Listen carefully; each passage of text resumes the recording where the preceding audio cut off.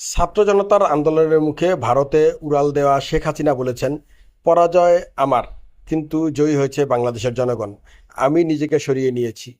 আপনাদের সমর্থন নিয়ে আমি এসেছিলাম। আপনারা ছিলেন আমার শক্তি। আপনারা যখন আমাকে চাননি, তখন আমি নিজে থেকে সরে গেছি, অর্থাৎ পদত্যাগ করেছি। আমার যেসব কর্মী এখনো দেশে আছেন, তারা কেউ মনোবল হারাবেন না। আওয়ামী লীগ বারবার উঠে দাঁড়িয়েছে। তিনি দ্রুতই দেশে ফিরে আসবেন বলেও জানান। আওয়ামী লীগ সভাপতি শনিবার তার দলের নেতাকর্মীদের উদ্দেশ্যে দেয়া এক বার্তায় এসব কথা বলেন।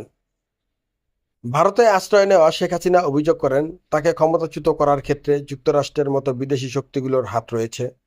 বাংলাদেশের রাজনৈতিক সংকটের পেছনে বিদেশি শক্তির হাত আছে কিনা তা খতিয়ে দেখা হবে বলে ভারত সরকারের পক্ষ থেকে ঘোষণা দেওয়ার কয়েকদিনের মাথায় এমন কথা বললেন তিনি।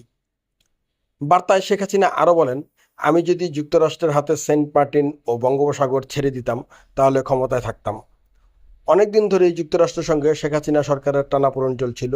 চলতি বছরের জানুয়ারিতে অনুষ্ঠিত জাতীয় সংসদ নির্বাচনের আগে শেখ হাসিনা বলেছিলেন, তিনি এক শ্বেতাঙ্গ ব্যক্তির কাছ থেকে একটি প্রস্তাব পেয়েছেন। তাকে বলা হয়, বিমান ঘাঁটি করতে দিলে তিনি সহজেই ক্ষমতায় থাকতে পারবেন। ছাত্র জনতার আন্দোলনের মুখে প্রধানমন্ত্রীর পদ থেকে পদত্যাগ করে 5ই আগস্ট দেশ ছেড়ে ভারতে যান শেখ হাসিনা।